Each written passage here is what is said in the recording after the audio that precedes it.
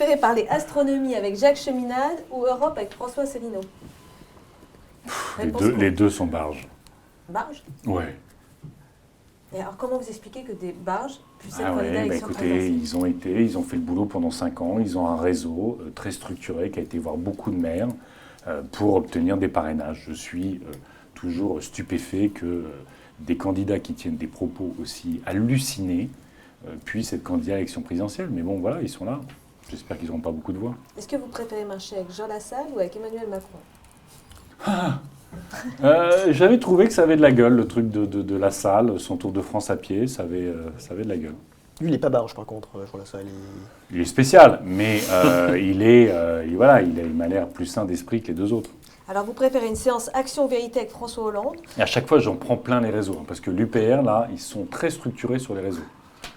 Donc je vais encore en prendre des centaines et des milliers qui vont m'insulter. Vous préférez une séance d'Action-Vérité avec François Hollande, ce qui serait quand même très instructif, ou obtenir une audience auprès du pape François? Vous aimez plutôt bien? Ah oui, bon, sur les questions sociétales, j'y suis pas du tout. Sur les questions d'avortement, de contraception, d'homosexualité et tout ça, c'est vraiment pas mon truc. Mais je reconnais que sur la question de l'écologie et sur la question des migrants, il a été un des rares leaders mondiaux à la hauteur. Et il n'y en a vraiment pas beaucoup. Je pense pas qu'on puisse en mettre 5 sur ma main. Donc vous préférez obtenir une audience avec le pape plutôt que Oui, j'aimerais bien discuter avec le pape, c'est un écolo du Sud.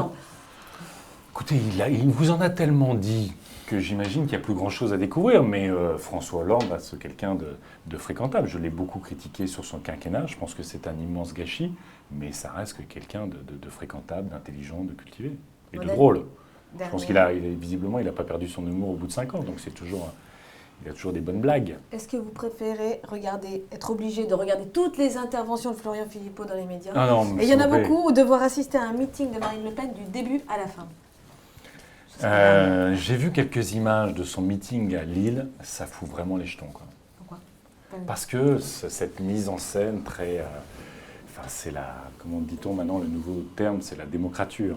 Donc on sent que ce qu'il y a derrière, quand elle est copine avec Trump, quand on voit ce que c'est Trump, elle dit vouloir protéger les Français. Trump, aujourd'hui, son sujet, c'est de tuer l'Obamacare, donc une forme de protection sociale pour les plus pauvres, et de tuer toute mesure sur le climat et de faire des murs. Elle est copine avec Theresa May et UKIP, l'extrême droite britannique, qui a organisé le Brexit. Qu'est-ce que défend Theresa May? Elle défend les intérêts de la City, elle défend le libre-échange avec les États-Unis, avec l'Europe.